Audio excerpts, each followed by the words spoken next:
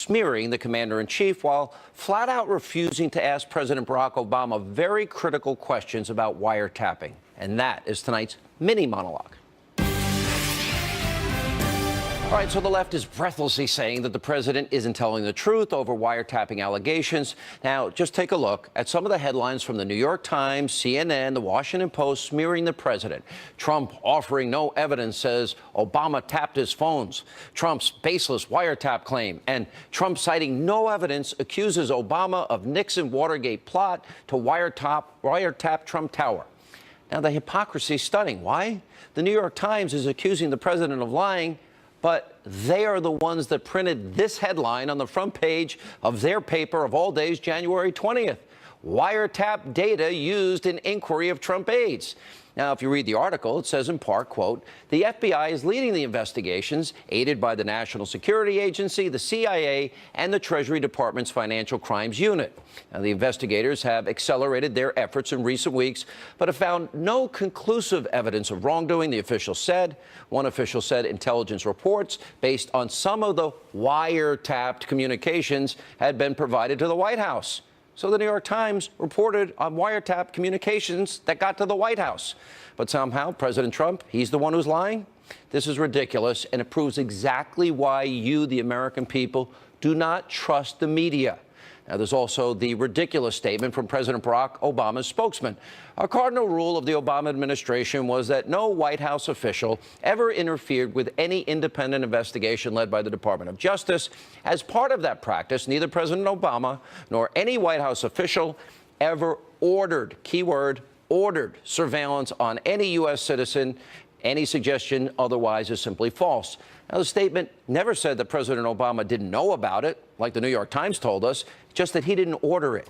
So is anyone in the press ever going to ask if Obama knew about the surveillance of an opposition party during an election year? Or will they just give him another pass? Here with reaction, editor-in-chief of LifeZette, Fox News contributor, nationally syndicated radio host. And she's got more titles than any guest we ever had, and best-selling author. And what are you throwing up in the air? My football? Oh, just my phone. I just want to blow it up now and not even look at the phone. Oh, my phone's been blowing up all day too. Yeah. I can only imagine. All right, this is really important. They reported on it. So all Donald Trump has to say is, well, I was just quoting you guys. You guys supposedly tell the truth. Who would ever doubt the New York Times? It becomes amusing. When are they ever going to say, ooh, maybe we were wrong, and apologize and retract? Yeah, it's no doubt that January report, Sean, in the New York Times showed that the intelligence agencies had been monitoring former associates, advisors of Donald Trump. Applied for a FISA warrant once, was rejected, got a FISA warrant a second go-round. It looks like everyone from Roger Stone to Carter Page and Paul Manafort and who knows how many other people were monitored. Now, I guess they're quibbling with the wording of Donald Trump's tweet. Okay, I'll concede that. Maybe the exact wording, maybe Obama didn't definitively order it, but maybe the president knew about it. Well, the New York Times, if you look at that statement, it says they did know about it. Yeah, well, definitely the administration did. I'm just saying specifically ordering it. I mean, that's what they're hanging this all on, and they did it at the White House briefing today. They went round and round and round with Sean Spicer about this. I think to little or no effect. What you see happening now in Washington is that Donald Trump's moving forward on his key agenda items. And there's a lot of disagreement on those agenda items, even among Republicans, as we're seeing with the Obamacare fight. But he's moving forward. He needs to keep doing that. And this Russia bombshell with WikiLeaks today, if that's verified, it looks like if it's verified, the intelligence agencies. What do you make of it? Well, it's pretty damning. It's really damning if it's true, because part of what was revealed is that our intelligence agencies are using countries like Russia as scapegoats when it's really them. That to me was the most revealing thing to me. Great minds think alike here. Now, and we need to set this foundation.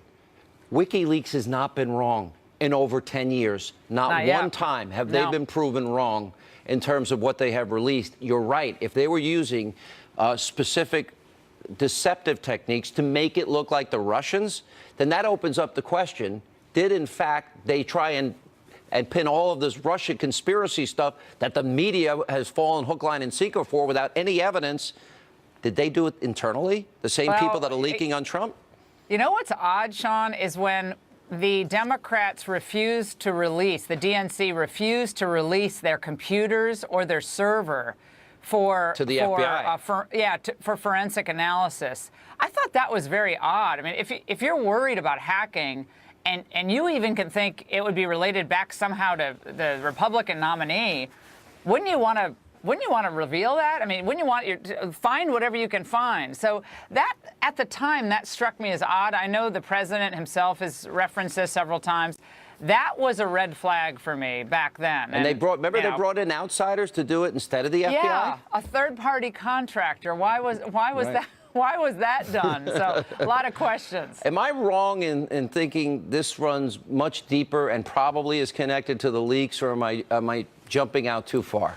I don't think the White House communications team has to worry about the phones being looked at. You know, the team, like the assistant secretary, press secretaries, like leaking.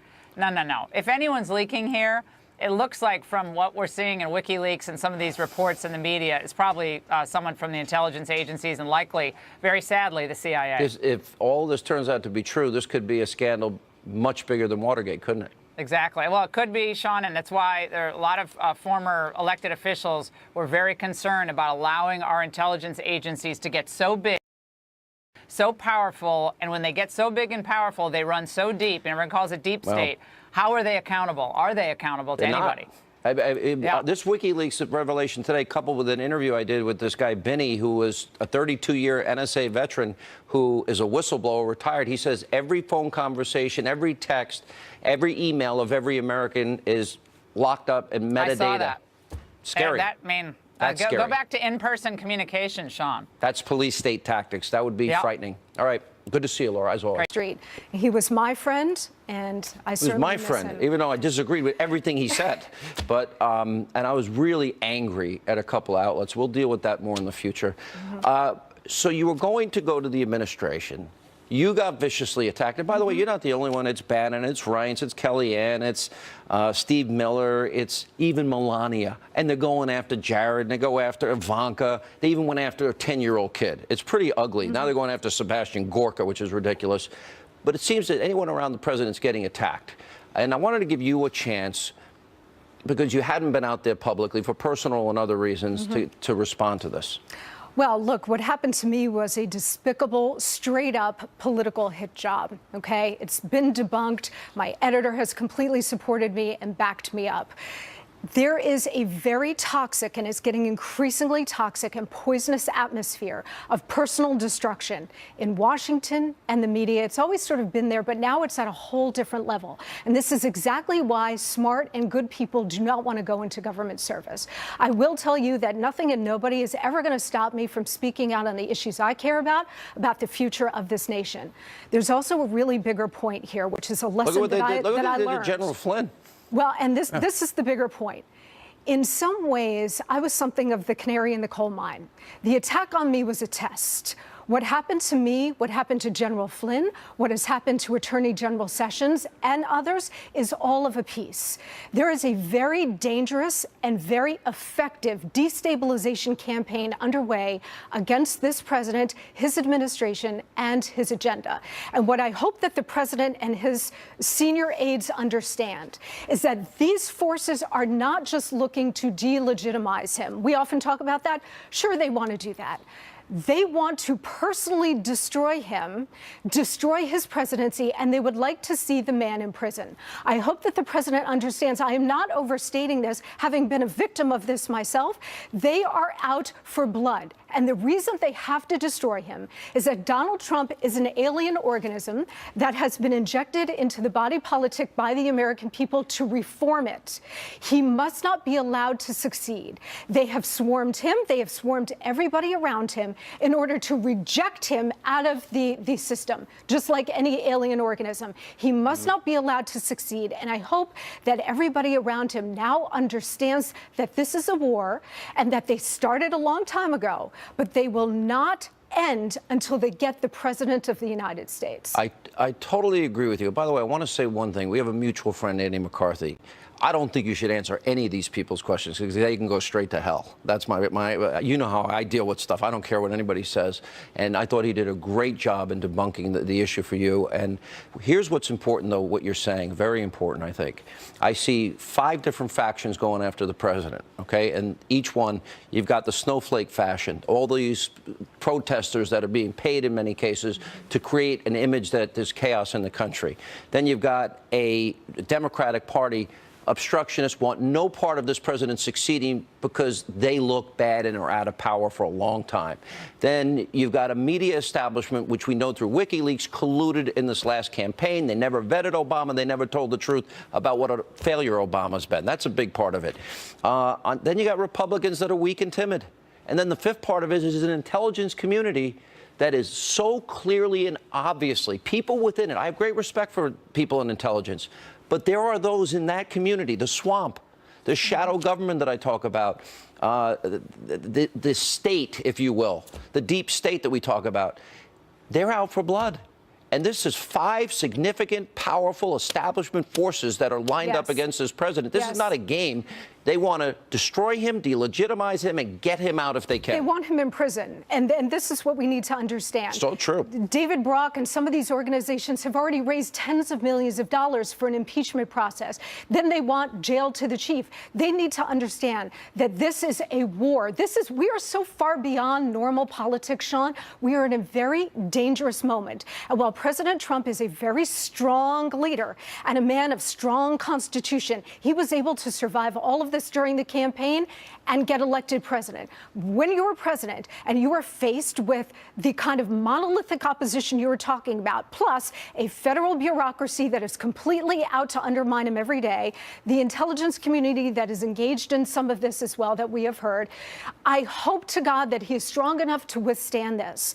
They are out to destroy him because if he succeeds, the country changes for the good, and they must not allow that to happen. Wow, what a strong, powerful admonition. We missed you. Was so sorry about Alan. My best to you and your family. Thank you know so how I much, feel Sean. about all of you. All right.